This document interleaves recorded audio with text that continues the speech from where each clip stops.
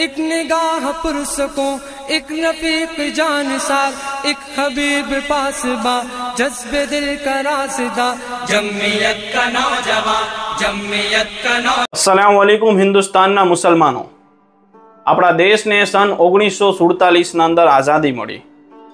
આઝાદી મળ્યા પછી પણ આ દેશનો મુસલમાન હર એક જગ્યા ઉપર પોતાની વફાદારી સાબિત કરતો આવે છે, કાં તો એને સાબિત કરવું પડે છે।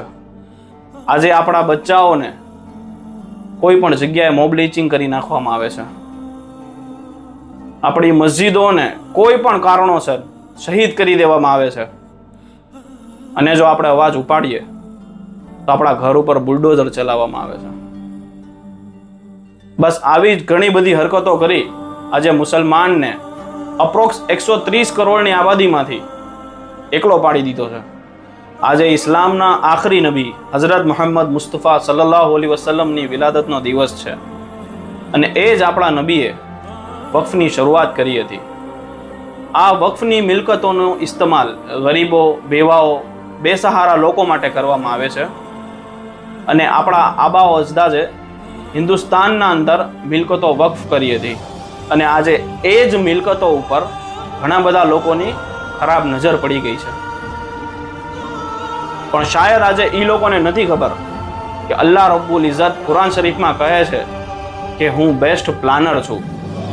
અલ્લાહ રબ્બુલ ઇઝ્ઝત કુરાન શરીફમાં કહે છે કે હર એક મુશ્किलात के बाद आसानी है। આજે આપણે બધા મુસલમાનો પાસે એક મોકો છે વક્ફની મિલકતોને બચાવવા માટે। આજે તારીખ છે 15 અને છેલ્લો દિવસ છે। તમારી સ્ક્રીન ઉપર એક QR કોડ આવતો હશે, એ QR કોડને તમારે સ્કેન કરવાનો છે, અને એમાં પ્રી ફિલ્ડ ઈમેલ હશે, એને ખાલી સેન્ડ કરવાનો છે અને તમારું મંતવ્ય આપવાનું છે। મિલકતો અલ્લાહની છે અને ગરીબ લોકો માટે એનો યુઝ કરવામાં આવે, અને એને કોઈ આડી રીતે એને પચાવી ન લેવામાં આવે તો જરૂર ને જરૂર આ ઈદે મિલાદના સારા દિવસે મેલ જરૂર કરજો। અસ્સલામુ અલૈકુમ।